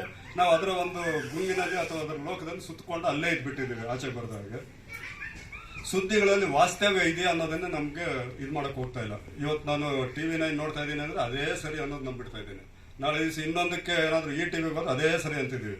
ಬಟ್ ವಾಸ್ತವ ಏನಾಗಾದ್ರೆ ನಮ್ ಸಿಗ್ತಾ ಇರೋದೆಲ್ಲ ಇವೇ ಇರುವಾಗ ನಿಜ ಏನಾಗಾದ್ರೆ ಬುದ್ಧ ಹೇಳಿದ್ದಾನೆ, ನಾನು ಹೇಳಿದ್ರು ನಂಬೇಡಿ, ದೇವ್ರೆ ಎದುರುಗಡೆ ಬಂದ್ರು ಹೇಳಿದ್ರು ನಂಬೇಡಿ, ಪರಿಶೀಲಿಸಿ ಪರೀಕ್ಷಿಸಿ, ನಿಮ್ಗೆ ಒಪ್ಕೊಂಡ್ರೆ ಒಪ್ಕೊಳ್ಳಿ, ಇನ್ನೊಬ್ರು ಹೇಳಿದಾರೆ ಅಂತ ಬೇಡ. ರಂಗನಾಥ್ ಹೇಳಿದ ಸತ್ಯ ಅಲ್ಲ, ಯಾರು ವಿಜಯ ಕರ್ನಾಟಕ ನಮ್ಮ ಇವರು ಅವ್ರು ಹೇಳಿದ ಸತ್ಯ ಅಲ್ಲ, ಅಥವಾ ಇನ್ನೊಬ್ರು ಹೇಳಿದ್ದು ಸತ್ಯ ಅಲ್ಲ. ನೋಡಿ ಯಾಕಾಗುತ್ತೆ ಈ ಸುದ್ದಿಗಳು ಈ ರೀತಿ ಅಂತಂದ್ರೆ ಅವ್ರದ್ದು ಉದ್ದೇಶ ಅದಿದೆ, ಅವ್ರನ್ನ ಸ್ಪ್ರೆಡ್ ಮಾಡ್ಬೇಕು ಅಂತಿದೆ. ಆ ತರ ಸುದ್ದಿಗಳು ಬರ್ತಾ ಇರೋದು ಅವರ ಒಂದು ಉದ್ದೇಶಗಳು ಈಡೇರಿಸೋದಕ್ಕೆ ಅವ್ರು ಮಾಡ್ತಾ ಇದ್ದಾರೆ, ಅದನ್ನ ತಿರುಚ್ತಾರೆ. ಈಗ ನೋಡಿ ಇವತ್ತು ಹೆಡ್ಲೈನ್ಸ್ ಯಾವ್ದಾರದೋ ಒಂದು ಪತ್ರಿಕೆ ಒಂದಿದ್ರೆ ಇನ್ನೊಂದು ಪತ್ರಿಕೆ ಇನ್ನೊಂದೇನೋ ಹೆಡ್ಲೈನ್ಸ್ ಇರ್ತದೆ, ಇನ್ನೊಂದು ಪತ್ರಿಕೆಯಲ್ಲಿ ಇನ್ನೊಂದು ಇರ್ತದೆ, ಅದೇ ನಮಗೆ ಗೊತ್ತಾಗ್ತದೆ. ಈಗ ಇರ್ತಕ್ಕಂಥ ಒಂದು ವಾಸ್ತವ ಇದ್ರಲ್ಲಿ ಬಂದ್ರೆ ಕೆಲವು ಪತ್ರಿಕೆಗಳು ಟುವರ್ಡ್ಸ್ ರೈಟ್ ಇದೆ, ಕೆಲವು ಪತ್ರಿಕೆ ಲೆಫ್ಟ್ ಇದೆ. ಇರೋದ್ರಲ್ಲಿ ಸ್ವಲ್ಪ ಹೆಚ್ಚು ಕಮ್ಮಿ ಪ್ರಜಾವಾಣಿ ಒಂದು neutrality maintain, so slightly towards left centrist ಅಂತಾರೆ ಅವರು, ಸೆಂಟರ್ ಇಂದ ಸ್ವಲ್ಪ ಲೆಫ್ಟ್ ಅಂತಾರೆ, ಅಂದ್ರೆ ಸ್ವಲ್ಪ ಅವ್ರದ್ದು ಇದ್ದೇ ಇದೆ. ನಾವು ಲಾಸ್ಟ್ ಒಂದ್ಸರಿ ಯಾವಾಗ ನಾವು ಇದ್ರಲ್ಲಿ ಮಾಡಿದ್ದು ಸಿರ್ಸಿನಲ್ಲಿ ಇದ್ರಲ್ಲಿ ಮಾಡಿದಾಗ ನಮ್ಮ ಇವ್ರು ಬಂದಿದ್ರಲ್ಲ ರವೀಂದ್ರ ಭಟ್ರು, ಅವ್ರಿಗೆ ಕೇಳಾಗ ಇದೆ ಅಂದ್ರೆ ಪತ್ರಿಕೆಗಳು ಇರ್ತದೆ ಏನು ಮಾಡಕ್ ಆಗೋದಿಲ್ಲ ಅಂತಂದ್ರು. ಆ ಪತ್ರಿಕೆ ಅದರದೇ ಆದಂತ ಒಂದು ಧರ್ಮ ಇದೆ, ಒಂದು ಪ್ರಿನ್ಸಿಪಲ್ಸ್ ಆ ಪ್ರಕಾರ ಇರ್ಬೇಕಾಗುತ್ತೆ, ನಾವೇನು ಮಾಡಕ್ಕಾಗಲ್ಲ ಅಂತ. ಸೊ ಈ ರೀತಿ ಎಲ್ಲಾ ಮಾಧ್ಯಮಗಳು ಯಾರದೋ ಒಂದು ಸೃಷ್ಟಿ ಆಗಿರ್ತದೆ, ಯಾರದೋ ಒಂದು ಉದ್ದೇಶ ಈಡೇರಿಸ್ಕೊಳಕಿರೋದ್ರಿಂದ ನಾವು ಅದಕ್ಕೆ ಬಲಿಪುಷಗಳಾಗ್ತಾ ಇದೀವಿ. ಬಟ್ ನಿಜ ಏನು ಅನ್ಬೇಕಾದ್ರೆ ಎಲ್ಲಾನು ನೋಡಿ ಅಥವಾ ನೋಡೋದನ್ನೇ ಬಿಟ್ಬಿಡಿ. ನಾನು ಟಿವಿ ನೋಡಿ 6 ವರ್ಷ ಆಯ್ತು, ಪೇಪರ್ ಓದೋದು 5 ವರ್ಷ ಆಯ್ತು, ನನ್ಗೇನು ನಷ್ಟ ಇಲ್ಲ. ಏನೋ ಅಷ್ಟೋ ಇಷ್ಟ ಬರೋದು ಎಲ್ಲ ಅವರೇ ಫಾರ್ವರ್ಡ್ ಮೆಸೇಜ್ಗಳಲ್ಲಿ ಬರ್ತಾ ಇದೆ, ತಿಳ್ಕೊತೀವಿ ಒಂದು ಅಷ್ಟೋ ಇಷ್ಟು. ಆಮೇಲೆ ಇದು ವಾಟ್ಸಪ್ನಲ್ಲಿ ಒಂದು ವಾರ ಬಿಟ್ರೆ ಕನಿಷ್ಠ ಅಂದ್ರೆ 5,000 ಮೆಸೇಜ್ಗಳಿರುತ್ತೆ, ಒಂದು ಹೋಗೋದಿಲ್ಲ. ಇಂಡಿವಿಜುವಲ್ ಆಗಿ ಬಂದಿದ್ರೆ ಮಾತ್ರ ನೋಡ್ತೀನಿ, ಅವ್ರಿಗೆ ರಿಪ್ಲೈ ಕೊಡ್ತೀವಿ ಏನಾದಿದ್ರೆ, ಅದರ್ವೈಸ್ ಇಲ್ಲ. ಸೊ ಇದಕ್ಕೆ ನಾವೇ ಕಡಿವಾಣ ಹಾಕೊಳ್ತಿದ್ರೆ ಖಂಡಿತವಾಗ್ಲೂ ಅದ್ರ ದಾಸರಾಗ್ತಾ ಇದೀವಿ ನಾವು. ಆಗೋಗ್ಬಿಟ್ಟಿದ್ವಿ, ನಾನು ಆಗೋಗಿದ್ದೀನಿ. ಬಟ್ ಅದ್ರಲ್ಲಿ ಹೊರಗೆ ಬರೋದಕ್ಕೊಂದು ಪ್ರಯತ್ನ ಮಾಡ್ಬೇಕು, ಸಣ್ಣ ಪ್ರಯತ್ನ. ಅದು ಸರಿ ಅನ್ಸಿದ್ರೆ ನಿಮ್ಗೆ, ಇಲ್ಲ ನಾವು ಅದರಲ್ಲೇ ಇರ್ತೀವಿ, ಅದರಲ್ಲೇ ಖುಷಿ ಇದೆ, ಅಫೀಮಲ್ಲೇ ಖುಷಿ ಇದೆ ಅಂದ್ರೆ ಮಾಡ್ಕೊಳ್ಳಿ. ನೀವು ಬನ್ನಿ ಅಂತಾನೆ ಹೇಳ್ತಿಲ್ಲ, ಇರ್ರಿ ಅಂತಾನು ಹೇಳ್ತಾ ಇಲ್ಲ.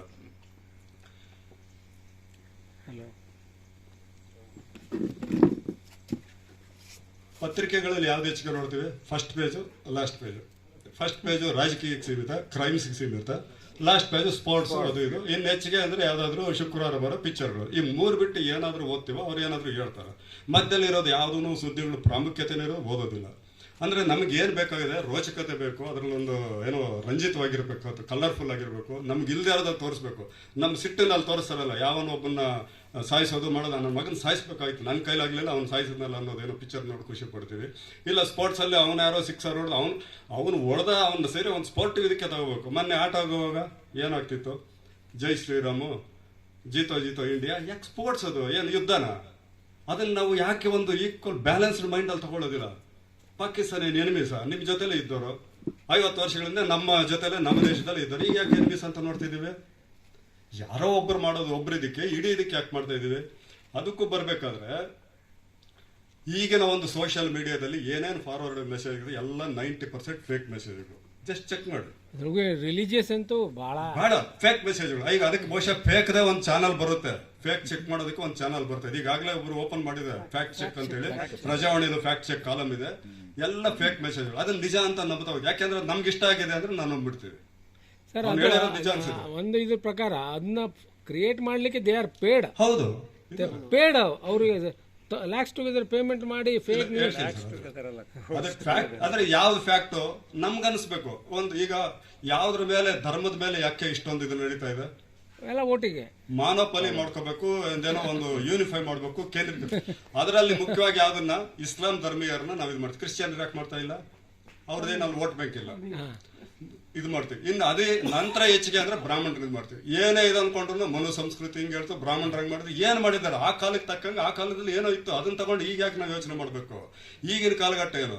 ಟಿಪ್ಪು ಸುಲ್ತಾನ್ ಏನೋ ಮಾಡ್ದೆ, ಏನ್ ಮಾಡ್ದ? ರಾಜ್ಯ ಉಳಿಸ್ಕೊಳಕ್ ಮಾಡಿರ್ತಾನೆ ರಾಜ. ಇನ್ನೇನೋ ಎಲ್ಲ ನೀವು ಬರ್ರಿ ಅಂತ ಬಿಟ್ಕೊಂಡ್ರೆ ರಾಜ್ಯ ಇರಕ್ಕಾಗ್ತದೆ? ಇಡೀ ಆಂಗ್ಲರ ಮೇಲೆ ಪ್ರಪ್ರಥಮ ಬಾರಿಗೆ ಯುದ್ಧ ಮಾಡಿರ್ತಕ್ಕಂಥವನು, ಮಕ್ಕಳನ್ನ ಒತ್ತೆ ಇಟ್ಟಕ್ಕಂಥವನು ನಿಜ ಇದು ದೇಶಪ್ರೇಮಿ ಟಿಪ್ಪು ಸುಲ್ತಾನ್. ಅದ್ರಲ್ಲಿ ತಪ್ಪೇನಿದೆ?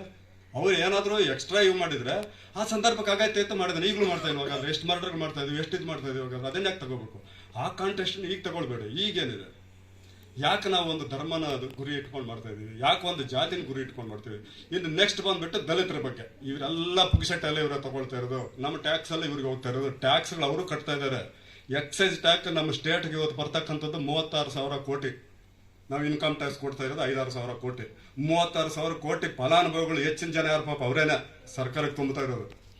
ನಾವು ನೀವು ಎಲ್ಲ ದೊಡ್ಡ ಸ್ಕೇಪ್ ಕೊಡ್ತೀವಿ, ಎಲ್ಲ ಫಾರಿನ್ ಬ್ರ್ಯಾಂಡ್ ಕೂಡ ಟ್ಯಾಕ್ಸ್ಗಳು ಕೊಡಲ್ಲ, ಏನೂ ಇಲ್ಲ. ಆದ್ರೆ ಇದನ್ನು ಯಾಕೆ ಇದನ್ನು ಇದು ಮಾಡ್ತಾ ಇದ್ದೀವಿ?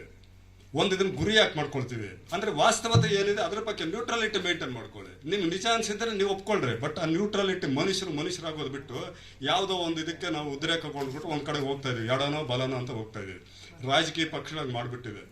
ಇದುವರೆಗೂ ಇದ್ದಂಥ ಕಾಂಗ್ರೆಸ್ ಸರ್ಕಾರಗಳು ಮುಸ್ಲಿಂ ಇವ್ರನ್ನ ಓಲೈಸ್ಕೊಂಡು ದೂರ ಇಟ್ಟರು ಬೇರೆ ಜನಾಂಗದಿಂದ. ಇವ್ರು ಅದನ್ನು ವಿರೋಧ ಮಾಡಿ ದೂರ ಇಡ್ತಾ ಇದ್ದಾರೆ. ಯಾರನ್ನ ಅವ್ರನ್ನ ನಮ್ಮಂಗೆ ಇಲ್ಲಿ ಇರಬೇಕು, ನಮ್ಮ ನೀತಿ ನಿಮ್ಗಳು ಈ ದೇಶದ ನೀತಿ ಏನಿದೆ ಅಂತ ಹೇಳಿ ಅವ್ರನ್ನ ಅವ್ರನ್ನ ಇದು ಮಾಡ್ಕೊಳ್ಕೋಲ್ಲ. ಅಂದ್ರೆ ನಮ್ಮ ವೋಟ್ ಬ್ಯಾಂಕ್ಗೋಸ್ಕರ ನಾವು ಮಾಡ್ಕೊಳ್ತಾ ಇದೀವಿ. ಅದೇ ರೀತಿ ನಮ್ಮ ಕೆಳಮಟ್ಟದಲ್ಲೂ ಎಲ್ಲ ಮಟ್ಟದಲ್ಲೂ ನಡೀತದೆ. ನಾವೊಂದು 5 ಜನ ಸೇರಿಸ್ಕೊಳ್ತೀವಿ ಅಂದ್ರೆ ಯಾರನ್ನ ಸೇರಿಸ್ಕೊಳ್ತೀವಿ? ಯಾರಲ್ಲಿ ವೀಕ್ ಇರ್ತಾನೋ ಅವ್ರು ನಮ್ಗೆ ಸೇರಿಸ್ಕೊಳ್ತೀವಿ. ಸ್ವಲ್ಪ ಅವ್ನು ಸ್ಟ್ರಾಂಗ್ ಅಂದ್ರೆ ದೂರ ಇಟ್ಬಿಟ್ಟು ಅವ್ನು ಹೆಂಗೆ ತುಳಿಬೇಕು ಅನ್ನೋದಕ್ಕೆ ನಾವು ಸ್ಟ್ರಾಟಜಿ ಮಾಡ್ತಾ ಇರ್ತೀವಿ. ಈಗ ನಡೀತಾ ಇರ್ತಕ್ಕಂಥದ್ದು ಅದೇ ನಿಮ್ಮ ಕಾಲೇಜುಗಳಲ್ಲಿ ಇರ್ಬೋದು ಅಥವಾ ಗೌರ್ಮೆಂಟ್ ಸೆಕ್ಟರ್ ಪ್ರೈವೇಟ್ ಇದರಲ್ಲಿ ಇರ್ಬೋದು. ನಾನು ಒಬ್ಬನೇ ಸೋಲ್ಸೋಕ್ಕಾಗದೇ ಇರೋವಾಗ ನನ್ನ ಎನಿಮಿ ಯಾರಿದ್ದಾನೆ, ಅವನು ವೀಕ್ ಇದ್ದಾನೆ, ಇವನು ವೀಕ್ ಇದ್ದಾನೆ. ಈಗ ಯಾಕೆ ನಮ್ಮ ಭಾಜಪದವರು ಕುಮಾರಸ್ವಾಮಿ ಇವತ್ತರ ಹೋಗ್ಬೇಕು, ಅದೇ ಕಾಂಗ್ರೆಸ್ನವ್ರ ಜೊತೆ ಅಲಯನ್ಸ್ ಮಾಡ್ಕೊಂಡ್ರೆ ಸಮ ಮಾಡ್ಕೋಬೋದು, 14 ಹೋಗೋದಿಲ್ಲ. ಕುಮಾರಸ್ವಾಮಿ ಆದ್ರೆ ವೀಕ್, 1-2 ಸೀಟ್ ಕೊಟ್ಟರೆ ಜೊತೆಯಲ್ಲಿ ಇರ್ತಾನೆ. ಹಾಗೆ ಅಂದ್ರೆ ಇದು ಯಾವ ಪಕ್ಷದ್ದು ಅಂತಲ್ಲ, ಇಡೀ ಇದರಲ್ಲಿ ರಾಜಕೀಯ ನಡೆಯೋದು ಅಥವಾ ನಮ್ಮ ಜೀವನ ನಡೆಯುತ್ತೆ ಅದೇ ರೀತಿ. ಯಾರು ವೀಕ್ ಇರ್ತಾರೋ ಒಬ್ಬರು ನಾವು ಸೆಳ್ಕೋಬೇಕು ಮೆಜಾರಿಟಿಗೆ ಬರೋದಕ್ಕೆ. 45 ಇದೀವಿ, 5 ಬರ್ಬೇಕಾದ್ರೆ 5 ಸೇರಿಸ್ಕೋಬೇಕು ಹೊರತು 44 ಸೇರಿಸ್ಕೊಳ್ಳೋದಿಲ್ಲ. ಈ ರೀತಿ ನಾವು ಯಾವುದನ್ನೋ ಒಂದು ವಿರೋಧ ಮಾಡಿಕೊಂಡು ಯಾವುದನ್ನೋ ಒಂದನ್ನ ತುಷ್ಟೀಕರಣ ಮಾಡಿ ನಮ್ಮ ಭಾವನೆಗಳನ್ನ ಕೆರಳಿಸ್ಕೊಂಡು ಇವತ್ತಿನ ಇದು ನಡೀತಾ ಇದೆ. ಎಲ್ಲ ಪಕ್ಷಗಳು ಎಲ್ಲರೂ ಮಾಡ್ತಾ ಇರ್ತಕ್ಕಂಥದ್ದು, ಯಾವುದೇ ಪಕ್ಷನೂ ಇದು ಹೊರತಾಗಿಲ್ಲ.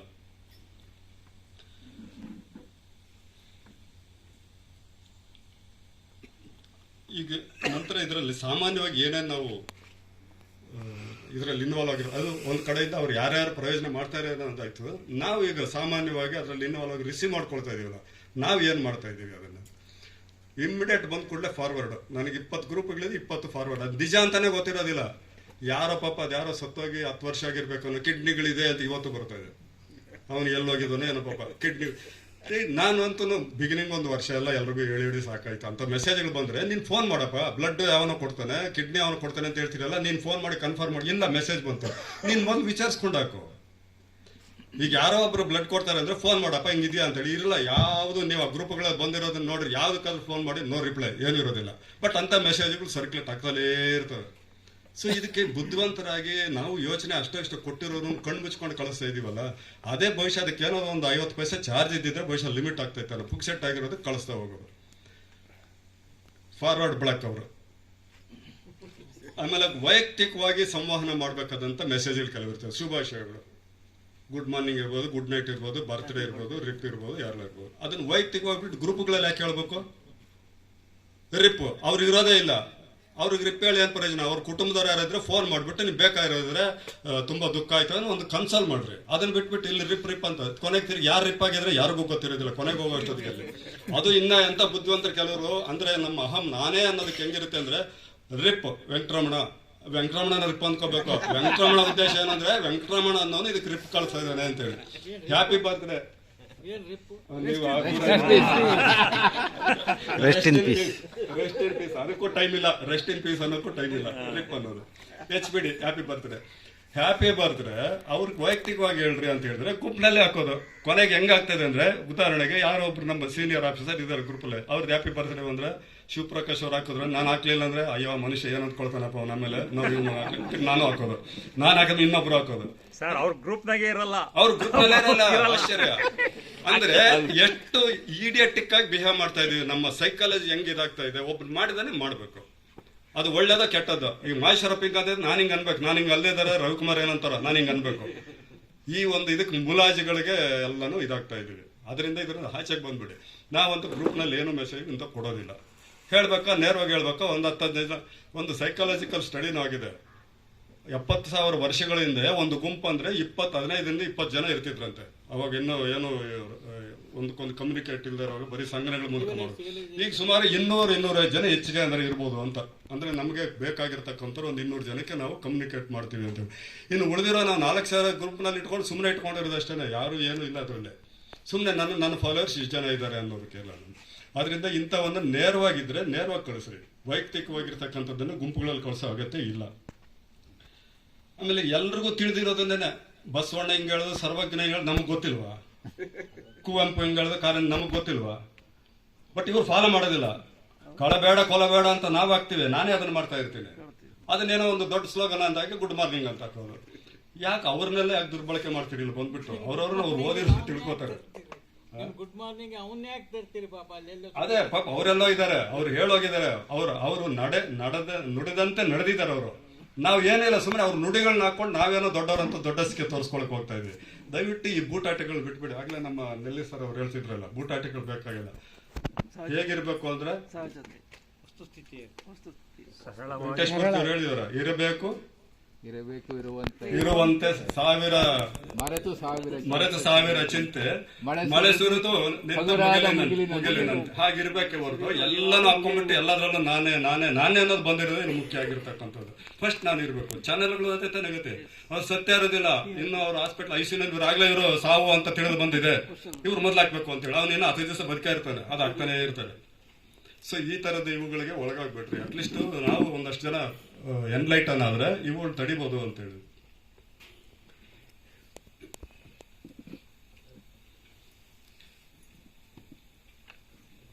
ಸಾಮಾನ್ಯವಾಗಿ ನಾವು ಇದು ಹಾಕಿದಾಗ ಸ್ಪಂದನೆ ನೋಡ್ಕೋಬೇಕು, ಸುಮ್ಮನೆ ಕಣ್ಣು ಮುಚ್ಕೊಂಡು ಹಾಕೋದಲ್ಲ. ಯಾವುದೋ ಒಂದು ಗ್ರೂಪ್ನಲ್ಲಿ ನಿಜವಾಗ್ಲೂ ಬೇಕಾರ್ದೇನೋ ಇವತ್ತೊಂದು ಇದು ನಡೀತು ಹಾಕ್ತೀವಿ ಅಂತಂದ್ರೆ ಗುಂಪಿನಲ್ಲಿ ಎಷ್ಟು ಜನ ಸ್ಪಂದನೆ ಮಾಡ್ತಾರೆ.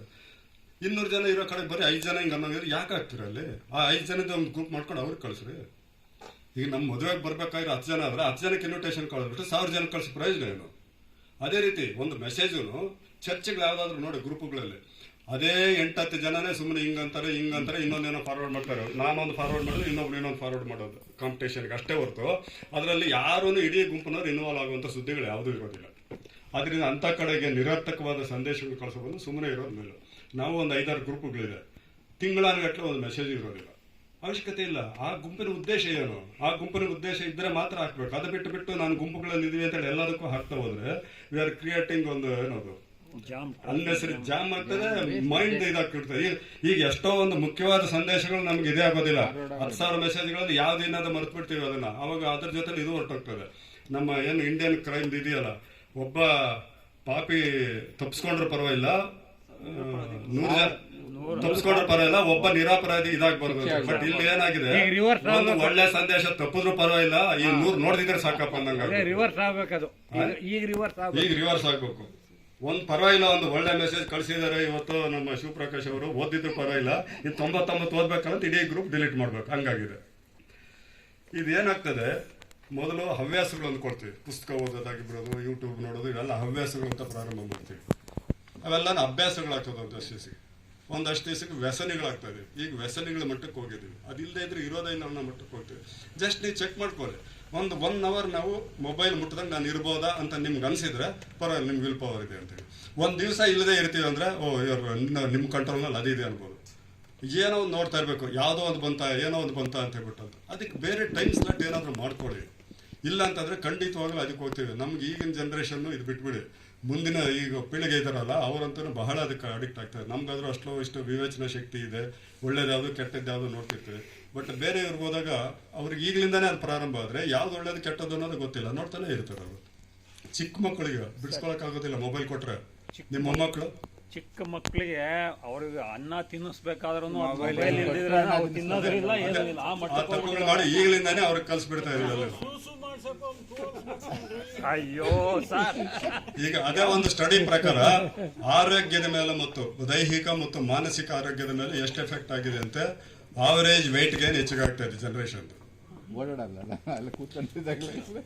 ಈಗ ಯಾವುದಕ್ಕೂ ಆಚೆಗೆ ಹೋಗ್ಬೇಕಾದಂತ ಪರಿಸ್ಥಿತಿ ಬರ್ತಾ ಇದೆ.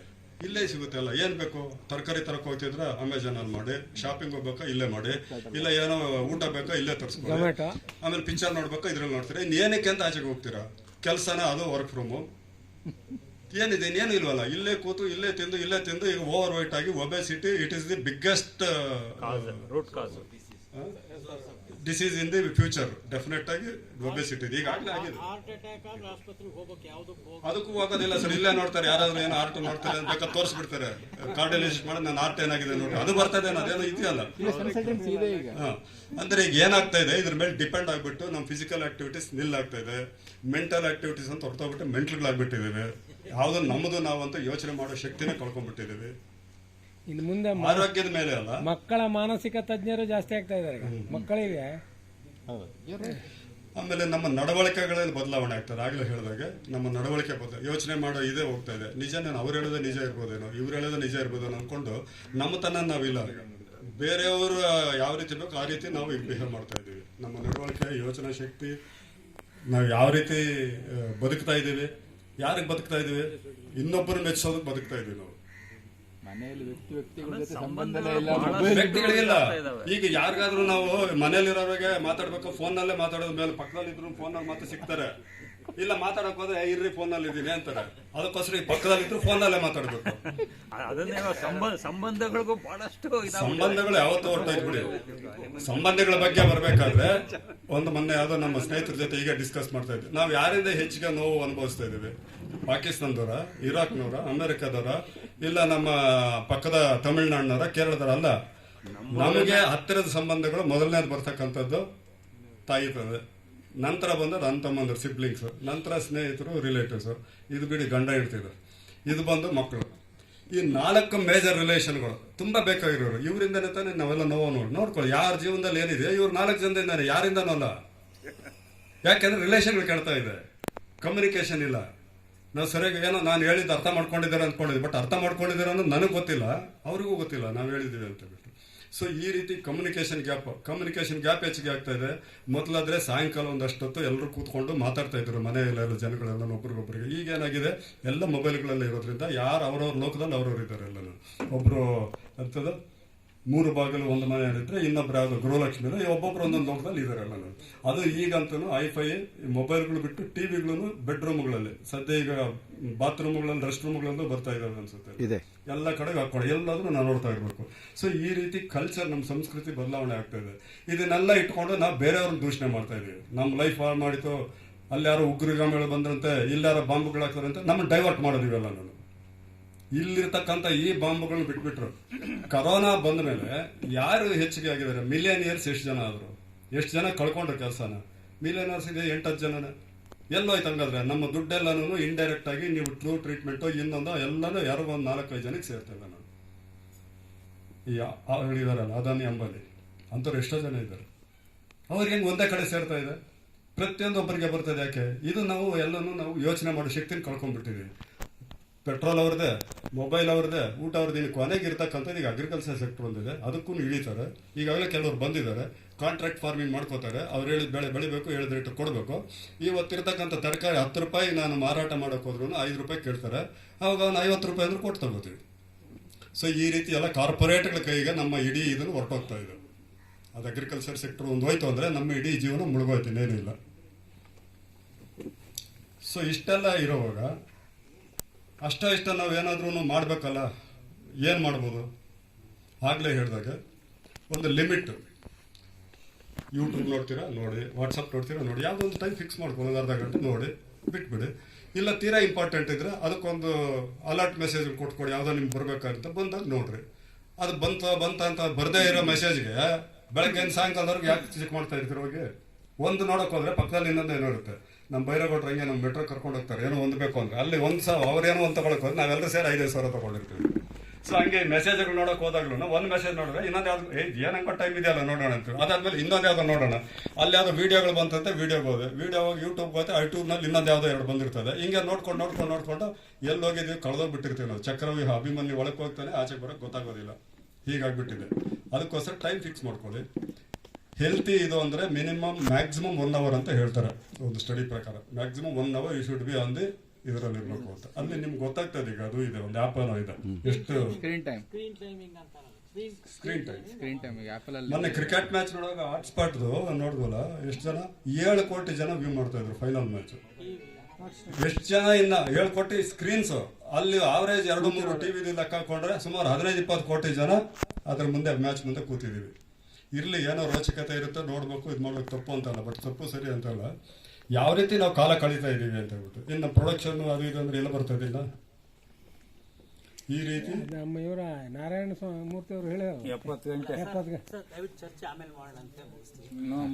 ನಂತರ ಬಿಸಿನೆಸ್ ಸೆಷನ್ ಇದೆ. ಫಾರ್ವರ್ಡ್ ಮೆಸೇಜ್ ನ ದಯವಿಟ್ಟು ಮಾಡಲೇಬೇಡಿ, unless if it confirmed by you. ಬೇಕಾಗಿದೆ ಇನ್ನೊಬ್ರಿಗೆ, ಈಗ ನನಗೆ ಕಳಿಸಿದ್ರೆ ನನಗೆ ಅದು ಬೇಕಾಗಿದೆ ಅಂತ ತಿಳ್ಕೊಂಡು ಕಳಿಸ್ಬೇಕು. ಸುಮ್ಮನೆ ಕಳ್ಸೋಕೆ ಹೋಗ್ಬೇಡಿ ಯಾರಿಗಾದ್ರೂ ಆಗಲಿ. ನನಗೆ ಗೊತ್ತಿದೆ ಇದನ್ನು ತಿಳಿಬೇಕು ಅಂತ ಬೇಡಿ. ಫಾರ್ವರ್ಡ್ ಮೆಸೇಜ್ಗಳು ಕಂಟ್ರೋಲ್ ಮಾಡಿ.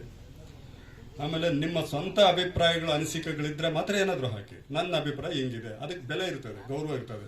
ಈಗ ಭಟ್ರು ಏನು ಹೇಳ್ತಾ ಇದ್ದಾರೆ ಅಂದ್ರೆ ಅದು ಬೆಲೆ ಇರ್ತದೆ ಏನು ಅಂತ ಬಿಟ್ಟು ಶಿವಪ್ರಕಾಶ್ ಏನು ಅದು ಬಿಟ್ಬಿಟ್ಟು ಇನ್ನೊಬ್ಬರದೇ ಯಾವ್ದು ಹಾಕಿದ್ರೆ ಅದು ಅವರ ಅಭಿಪ್ರಾಯ ಆಗಿರುತ್ತೆ, ನಿಮ್ಮದಾಗಿರೋದಿಲ್ಲ. ಕೆಲವ್ರಿಗೊಂದು ಎಲ್ರಿಗೂ ಕಳಿಸ್ಬೇಕಾದ್ರೆ ಅಂತ ಹುಚ್ಚಿರ್ತದೆ, ಅದೇನು ಮಾಡೋಕ್ಕಾಗ ಕಳಿಸ್ಬೇಕಾ ಗ್ರೂಪ್ ಮಾಡಬೇಡಿ. ಅದು ಇನ್ನೊಂದು ಆಪ್ಷನ್ ಇದೆ, ಬ್ರಾಡ್ಕಾಸ್ಟ್ ಗ್ರೂಪು, ಅದು ಮಾಡಿರಿ, ನೇರವಾಗಿ ಅವ್ರಿಗೆ ಹೋಗಿರ್ತದೆ. ಈಗ ನನಗೂ ಕೆಲವರು ಇದ್ದಾರೆ ಅಭಿಮಾನಿಗಳು, ಹೆಂಗೆ ಅಂದರೆ ನಾನು ಅವ್ರ ಮೆಸೇಜೇ ಕಳಿಸಿರೋದಿಲ್ಲ, ಸೀನಿಯರ್ಸ್ ಇದ್ದಾರೆ ಪಾಪ, ಅವ್ರೇನು ಅಭಿಮಾನಕ್ಕೆ ಗುಡ್ ಮಾರ್ನಿಂಗ್ ಯಾಕೆ ಇಷ್ಟು ಸಾರಿ ಕಳಿಸೋದ್ರಿ ಇವ್ರು ಗುಡ್ ಮಾರ್ನಿಂಗು ಅಂತ. ದಿನ ಬರ್ತದೆ, 1 ತಿಂಗಳು ನೋಡಿದೆ, 2 ತಿಂಗಳು ಬರ್ತಾ ಇತ್ತು, ಪಾಪ ಅವ್ರನ್ನ ಏನು ರೆಸ್ಪಾನ್ಸ್ ಮಾಡಬೇಕಲ್ಲ. ನಾನು ಒಂದಷ್ಟು ದಿವಸ ಆಯ್ತು ಗುಡ್ ಮಾರ್ನಿಂಗ್ ಅಂತ ಇದು ಮಾಡಿದೆ. ಇಂಥವ್ರು ಒಂದಷ್ಟು ಜನ ಇದ್ರಲ್ಲ, ಅವ್ರಿಗೊಂದು 10 ಜನಕ್ಕೆ ಒಂದು ಗ್ರೂಪ್ ಮಾಡ್ಕೊಂಡು ಬೆಳಗ್ಗೆ ಗುಡ್ ಮಾರ್ನಿಂಗ್ ಕಳಿಸ್ಬಿಡ್ತೀನಿ. ವಾಟ್ಸಪ್ ಶೇರ್ ಇದು ಬ್ರಾಡ್ಕಾಸ್ಟ್, ಅದರಲ್ಲೇನು ಡಿಸ್ಕಷನ್ಸ್ ಇರೋದಿಲ್ಲ. ಹಾಗಾಗಿ ಕೆಲವ್ರಿಗೆ ಇರುತ್ತೆ, ಕೊಡಬೇಕಾದ ಅಪ್ಲಿಕೇಶನ್ ಇರುತ್ತೆ ಅಂತ ಒಂದು ಗ್ರೂಪ್ ಮಾಡ್ಕೊಂಡು ಒಂದು ಮೆಸೇಜ್ ಕಳಿಸ್ರಿ. ಬ್ರಾಡ್ಕಾಸ್ಟ್ ಗ್ರೂಪ್ ಡಿಸ್ಕಷನ್ಸ್ ಇರಲ್ಲ, ಅವರು ಏನಿರೋದಿಲ್ಲ. ಬಟ್ ಗ್ರೂಪ್ಗಳೆಲ್ಲ ಆಗ್ತಾ ಹೋದ್ರೆ 1000 ಜನನು 1000 ನೋಡ್ತಾರೆ, ಮತ್ತೆ ಅದು ಇದಾಗ್ತಾ ಇರ್ತದೆ. ಇಷ್ಟು ಹೇಳ್ತಾ ಇದ್ರ ಪ್ರಭಾವ ಹೆಂಗಾಗಿದೆ ಅನ್ನೋದ್ರ ಬಗ್ಗೆ ಈಗಾಗಲೇ ಹೇಳ್ತೀನಿ. ನಾವಾಗಿರ್ಬೇಕು ಅನ್ನಂಗಿದ್ರೆ ಇವುಗಳಿಂದ ಹೊರಗೆ ಬರಬೇಕು ಅಂತಂದ್ರೆ ಪತ್ರಿಕೆಗಳಲ್ಲಿ, ಟಿವಿ ಚಾನೆಲ್ಗಳಲ್ಲಿ, ಸಾಮಾಜಿಕ ಮಾಧ್ಯಮಗಳಲ್ಲಿ ದಯವಿಟ್ಟು ನಮ್ಮ ವಿವೇಚನೆಯನ್ನು ಉಪಯೋಗಿಸ್ಕೊಂಡು ಅದನ್ನು ಬಳಸ್ಕೊಳ್ಳೋದು ಕಲ್ತ್ಕೊಂಡ್ರೆ ಮಾನಸಿಕ ಆರೋಗ್ಯವಂತರಾಗಿರ್ತೀವಿ. ಇದರಲ್ಲಿ ಮುಖ್ಯವಾಗಿ ಈ ಮುಂದಿನ ಪೀಳಿಗೆಯವರಿಗೆ ಆ ಜನರೇಷನ್ ಬಗ್ಗೆನೂ ಒಂದಿದೆ. ನಾವ್ಯಾವುದು ವೈ ಜನರೇಷನ್ ಅಂತ, ಈಗ ಬರ್ತಾ ಇರೋದು ಆಲ್ಫಾ ಜನರೇಷನ್ ಅಂತ, ಇನ್ನು 2 ವರ್ಷ ಆದ್ಮೇಲೆ ಬೀಟಾ ಜನರೇಷನ್ ಅಂತ, ಬೀಟಾ, ಆಮೇಲೆ ಅದೇನು ಜೆಡ್ ಜನರೇಷನ್ ಅಂದ್ರೆ ಜೂಮರ್ಸ್ ಅಂದ್ರೆ ಅವಾಗ್ಲಿಂದ ಶುರು ಆಯ್ತಂತೆ. ಜೂಮರ್ ಜನರೇಷನ್ ಜೂಮ್ ಮಾಡಿ ಇದು ಮಾಡೋದೆಲ್ಲ ಟೆಕ್ನಾಲಜಿ, ಅದು 96 ಇಂದ 2010 ಹುಟ್ಟಿರೋರಂತೆ. 2010 ಈ ಕಡೆ ಹುಟ್ಟಿರ್ತಕ್ಕಂಥದ್ದು ಈಗ ಇದು ಯಾವುದು ಆಲ್ಫಾ. ನೆಕ್ಸ್ಟ್ ಇದು 15 ವರ್ಷಕ್ಕೊಂದ್ಸರಿ ಜನರೇಷನ್ ಚೇಂಜ್ ಆಗ್ತಾ ಇರುತ್ತೆ. ಸೊ ಈ ಜನರೇಷನ್ ಗ್ಯಾಪ್ ಬಗ್ಗೆ ಸುಮಾರು ಸರಿ ಮಾತಾಡ್ತಾ ಇದ್ದೀವಿ. ಏನಾದ್ರು ತಂದೆ ಮಕ್ಕಳು ಸರಿ ಇಲ್ಲ ಅಂತ ಜನರೇಷನ್ ಗ್ಯಾಪ್ ಕಂಡ್ರಿ ಅವ್ನು ನಾನು ಅರ್ಥ ಮಾಡ್ಕೊಳ್ಳಲ್ಲ, ಅವನು ಹಂಗೆ ಹೇಳ್ತಾ ಇರ್ತಾನೆ, ನಮ್ಮ ಅಪ್ಪನಿಗೆ ಅರ್ಥ ಆಗೋದಿಲ್ಲ, ಅವನು ಹಂಗೆ ಹೇಳ್ಕೊತಾ ಇರ್ತಾನೆ. ಅದಕ್ಕೆ ಇದು ಕಡಿಮೆ ಆಗ್ಬೇಕು ಅಂದ್ರೆ ಕಮ್ಯುನಿಕೇಶನ್ ಆಗಬೇಕು. ಒಂದು ಕಡೆ ಕೂತ್ಕೊಂಡು ಮಾತಾಡ್ತಾ ಇರ್ರಿ, ಅವ್ರದನ್ನು ರೆಸ್ಪೆಕ್ಟ್ ಕೊಡಬೇಕು, ನಮ್ದು ರೆಸ್ಪೆಕ್ಟ್ ಕೊಡಬೇಕು, ಏನು ಸರಿ ಏನು ತಪ್ಪು ಅಂತ ಇದು ಮಾಡ್ಬೇಕು. ಅದನ್ನ ಬಿಟ್ಬಿಟ್ಟು ನಾನೇ ಸರಿ ಅಂತ ಹೋದ್ರೆ ಖಂಡಿತವಾಗ್ಲೂ ಇದು ಕೊಲ್ಯಾಪ್ಸ್ ಆಗ್ತವೆ ರಿಲೇಷನ್ಗಳು. ಆದ್ರಿಂದ ಈ ಜನರೇಷನ್ ಗ್ಯಾಪ್ ಅನ್ನೋದು it is a natural process ಬರ್ತಕ್ಕಂಥ ಟೆಕ್ನಾಲಜಿಗೆ. ಈಗ ನಾವು 40 ವರ್ಷಗಳಿಂದ ಇರ್ತಕ್ಕಂಥ ನಾವು ಒಂದು ಯಾವ್ದಾದ್ರು ಒಂದು ಕಾರ್ಯಕ್ರಮಕ್ಕೆ ಏನಾದ್ರು ಕರಿಬೇಕಾದ್ರೆ ನಮ್ಗೆ ಮನೆಗೆ ಬಂದು ಇನ್ವಿಟೇಷನ್ ಕೊಟ್ರೆ ಅವಾಗ ಹೋಗ್ಬೇಕಪ್ಪ ಮದುವೆಗೆ ಅಂತಿದ್ವಿ. ಈಗ ನೆಕ್ಸ್ಟ್ ಅದಾದ್ಮೇಲೆ ಜಸ್ಟ್ ಪೋಸ್ಟ್ ಮಾಡಿ ಸಾಕು ಅಂತಿದ್ವಿ. ಅದಾದ್ಮೇಲೆ ವಾಟ್ಸಪ್ ಅಲ್ಲಿ ಕಳ್ಸಪ್ಪ ಯಾಕೆ ಬರ್ತೀಯಾ ಅಂತಿದ್ವಿ ಸುಮ್ಮನೆ. ಅದಾದ್ಮೇಲೆ ಈಗಿನವರು ಮನೆಯಾಗ ಬರ್ಬೇಕು, ಸುಮ್ಮನೆ ಒಂದು ಟೆಕ್ಸ್ಟ್ ಮಾಡಿದ್ರೆ ಆಗೋದಿಲ್ವಾ ಅಂತಾರೆ. ಅಂದ್ರೆ ಈಗ ಆಲ್ಫಾ ಜನರೇಷನ್ ಅಷ್ಟು ಎಕ್ಸ್ಪೆಕ್ಟ್ ಮಾಡಿ, ಅವ್ರು ದೇ ಡೋಂಟ್ ಎಕ್ಸ್ಪೆಕ್ಟ್ ನೀನು ಬಂದು ಇನ್ವಿಟೇಷನ್ ಕೊಡಬೇಕು, ಸುಮ್ಮನೆ ಡಿಸ್ಟರ್ಬೆನ್ಸ್ ಅವ್ರಿಗೂ ನಮ್ಗೆ ಯಾಕೆ, ಟೆಕ್ಸ್ಟ್ ಮಾಡಿ ಉತ್ತರ ಕೊಡ್ತೀನಿ ಅಂತ. ಸೊ ಹೀಗೆ ಕಾಲ ಬದಲಾಗ್ತಾ ಇರುತ್ತೆ, ಯಾವುದೂ ಅಲ್ಟಿಮೇಟ್ ಟ್ರೂತ್ ಇಲ್ಲ, there is no absolute truth. ಇವತ್ತು ಏನು ತಿಳ್ಕೊಂಡಿದ್ವಿ ಅದು ಇವತ್ತಿಗೆ ಸತ್ಯ ಅಷ್ಟೇ ಹೊರತು ನಾಳೆಗಲ್ಲ. ಭೂಮಿ ಚಪ್ಪಟೆ ಆಗಿದ್ದು ಅಂತ ನಂಬದಂತ ಜನಗಳು ಗುಂಡಿಗಿದೆ ಅಂತ ನಂಬುವಷ್ಟೊತ್ತು ಸುಮಾರು ವರ್ಷಗಳಾಯ್ತು. ಗುಂಡಿಗಿರ್ತಕ್ಕಂಥದ್ದು ವಾಲ್ ಕೊಟ್ಟು ತಿರುಗ್ತಾ ಇದೆ ಅಂದ್ರೆ ಇನ್ನೊಂದಷ್ಟು ವರ್ಷಗಳಾಯ್ತು. ಈ ರೀತಿ ಬದಲಾಗ್ತಾ ಹೋಗ್ತದೆ. ವಿಜ್ಞಾನ ಒಂದೇನೆ ಸದಾ ಬದಲಾವಣೆ ಆಗ್ತಾ ಇರ್ತಕ್ಕಂಥದ್ದು, ಯಾವುದು ನಿಂತ ನೀರಲ್ಲ. ಅದರಿಂದ ನಾವು ಆ ಪರಿಸ್ಥಿತಿಗಳಿಗೆ ಅನುಗುಣವಾಗಿ ವಾಸ್ತವತೆಯನ್ನು ಅರ್ಥ ಮಾಡ್ಕೊಂಡು ಬದಲಾಗ್ತಾ ಹೋದ್ರೆ, ನಮ್ಮ ಚಿಂತನೆಗಳು ಬದಲಾಗ್ತಾ ಹೋದ್ರೆ ಆದಷ್ಟು ಅನ್ಬಯಾಸ್ಡ್ ಆಗಿದ್ರೆ ಆರೋಗ್ಯವಂತರಾಗಿರ್ತೀವಿ. ನಾವು ಏನಾಗಬೇಕು ಅಂತಿದ್ದೀವಿ ಅಂತ ಹೇಳೋ ಬದಲು ಆ ರೀತಿ ನಾವಿದ್ರೆ ಮಾತ್ರ ಸರಿ ಹೋಗ್ತೀವಿ. ಇನ್ನೊಬ್ಬರ ಆಡಂಬರಗಳಿಗೆ ನಾನು ಆಚೆ ಕಡೆ ಹೋಗಿ ಏನೋ ಯಾವ ರೀತಿ ಕಾಣಿಸ್ಬೇಕು ಅಂತ ನಾವು ಕಾಣಿಸ್ಕೋತಾ ಹೋದ್ರೆ ಆ ರೀತಿ ಇರ್ತದೆ, ನಾವಾಗಿರೋದಿಲ್ಲ. ಅದು ನಮ್ಮಾಗಲೇ ಇವರು ನೆಲ್ಲಿ ಸರ್ ಅವ್ರು ಹೇಳ್ತಿದ್ರಲ್ಲ, ಈಗ ಫೋಟೋ ಹಾಕೊಂಡು ನನಗೆ ಇದಾಗ್ತಾ ಇದೆ, ನಿಜ ಮುಜುಗರ ಆಗ್ತಾ ಇದೆ. ಅವ್ರಿಗೆ ಹಿಂಗೆ ಇರ್ಬೇಕು ಅನ್ಸಿದೆ. ಪಾಪ ಯಾರಿಗೋಸ್ಕರ ಮಗಳಿಗೋಸ್ಕರ ಅದನ್ನ ಹಾಕೊಂಡು ಸುಮಾರು ಹೊತ್ತು ಹಿಂಸೆ ಅನುಭವಿಸ್ತಾ ಇದ್ರು. ಸೊ ಈ ರೀತಿ ಯಾವುದು ಈ ಮನಸ್ಸಿನಲ್ಲಿ ಇರ್ಕೊಡ್ದು ಅಂದ್ರೆ ಇರ್ರಿ, ಯಾರೇನು ಅಂದ್ಕೊಳ್ತಾರೆ, ನಾವು ಅಂದ್ಕೊಂಡಿದ್ವಿ, ಯಾರು ಏನೋ ಅಂದ್ಕೊಳ್ಳೋದಿಲ್ಲ. ನಾವೊಂದು ಮೊನ್ನೆ ಕೌನ್ಸಿಲಿಂಗ್ ಕ್ಲಾಸ್ ಹೋದಾಗ ಒಬ್ಬರು ಹೇಳ್ತಾ ಇದ್ರು, MG ರೋಡಲ್ಲಿ ಹೋಗುವಾಗ ಚಪ್ಪಲಿ ಕಿತ್ತೋಗುತ್ತೆ ಅವ್ರದ್ದು. ಒಬ್ಬಂದು ಏನ್ ಮಾಡ್ಬೇಕು ಹೇಳಿ, ಇಟ್ಸ್ ಒಂದು ಪ್ರಾಬ್ಲಮ್. ಚಪ್ಪಲಿ ಕಿತ್ತೋಗುತ್ತೆ ಒಂದು, ಅದು ಯಾರು ಒಲೆಯರಿಲ್ಲ, ಏನ್ ಮಾಡ್ಬೇಕು ಹೇಳಿ. ಅಷ್ಟೇ, ಕೈಯಲ್ಲಿ ಹಿಡ್ಕೊಂಡ್ ಬರ್ಬೇಕು. ಎಲ್ಲರೂ ನೋಡ್ತಾ ಇರ್ತಾರೆ ಬರಿಗಾಲಲ್ಲಿ, ನೀವು ಸರಿ ಕೈಯಲ್ಲಿ ಹಿಡ್ಕೊಂಡು ಹೋಗ್ಬೇಕು, ಕೈಯಲ್ಲಿ ಹಿಡ್ಕೊಂಡು ಹೋಗ್ಬೇಕು. ಅದಕ್ಕೆ ನೋಡ್ಲಿ ಅದಕ್ಕೆಂತದ್ದು ಬಿಸಾಕ್ಬಿಟ್ಟು ಹೋಗ್ರಿ. ಅವ್ರು ಹೇಳ್ದಂಗೆ ನಿಮ್ ಕಾಲ ಯಾರು ನೋಡ್ತಾ ಇಲ್ಲ, ನಿಮ್ ಮುಖ ಯಾರು ನೋಡ್ತಾ ಇಲ್ಲ. ನಾವ್ ಅನ್ಕೊಳ್ತೀವಿ ಅವ್ನು ನೋಡ್ತಾನೆ ಇವ್ನು ನೋಡ್ತಾನೆ ಅಂತ, ಏನು ಅನ್ಕೊಂಡಿರೋದಿಲ್ಲ. ನಮ್ ಮನ್ಸಿಗೆ ಅದು ಸ್ವಲ್ಪ ಒತ್ತಡ ಕ್ರಿಯೇಟ್ ಆಗುತ್ತೆ. ಅವ್ನು ನೋಡ್ತಾ ಇದ್ದಾನೆ, ಇವ್ನು ನೋಡ್ತಾ ಇದ್ದಾನೆ, ಯಾರು ನೋಡಿರೋದಿಲ್ಲ. ನೀವು ಇವತ್ತು ಐರನ್ ಆಗದೆ ಇರೋ ಬಟ್ಟೆ ಹಾಕೊಂಡ್ರೆ ನಿಮ್ಮನ್ನ ಯಾರು ನೋಡಿರೋದು, ಯಾರೋ ಒಬ್ರು ಇಬ್ರು ಎದುರುಗಡೆ ಫ್ರೆಂಡ್ಸ್ ಬಿಟ್ರೆ ನಾವ್ ಅನ್ಕೊಳ್ಳೋದು ಇದು ಹಾಕೊಂಡು ಹೆಂಗಪ್ಪ ಮೆಸ್ಟಿಕ್ ಹೋಗೋದು, ಮೆಸ್ಟಿಕ್ ಅಲ್ಲಿ ನಿಮ್ಗೆ ಗೊತ್ತಿದೆ, ನಿನ್ನ ನೋಡ್ತಾನ, ಏನಿಲ್ಲ. ಅಂದ್ರೆ ಇದು ಮಾನಸಿಕ ಬ್ಯಾರಿಯರ್ಸ್ ಇದೆಯಲ್ಲ, ಮೆಂಟಲ್ ಬ್ಯಾರಿಯರ್ಸ್, ಆಚೆಗೆ ಬರ್ಬೇಕಿದ್ದನ್ನು ನಾವಾಗಿರೋದಕ್ಕೆ ಪ್ರಯತ್ನ ಪಟ್ರೆ ಯಾವುದೇ ಒಂದು ಮಾನಸಿಕ ತೊಂದರೆ ಇರೋದಿಲ್ಲ. ಇದು ಅಂತಿಮವಾಗಿರ್ತಕ್ಕಂಥದ್ದು. ಇಷ್ಟು ಹೇಳೋದಕ್ಕೆ ಎಷ್ಟು ನಾನು ವಿಷಯನ ಸ್ಪಷ್ಟಪಡಿಸಿದನು, ಯಾವ ರೀತಿ ಕಮ್ಯುನಿಕೇಟ್ ಮಾಡ್ತೀನೋ ಅರ್ಥ ಆಗ್ತಾ ಇಲ್ಲ. ನನಗೆ ಗೊತ್ತಿದ್ದ ರೀತಿಯಲ್ಲೇ ಟ್ರೈ ಟು ಇದು ಮಾಡ್ಲಿಕ್ಕೆ ಮಾಡಿದ್ದೇನೆ. ಅದನ್ನೊಂದು ಸಹಿಸ್ಕೊಂಡಿದ್ದಕ್ಕೆ ನಿಮ್ಗೆಲ್ರಿಗೂ ವಂದನೆ ಹೇಳ್ತಾ ಥ್ಯಾಂಕ್ ಯು.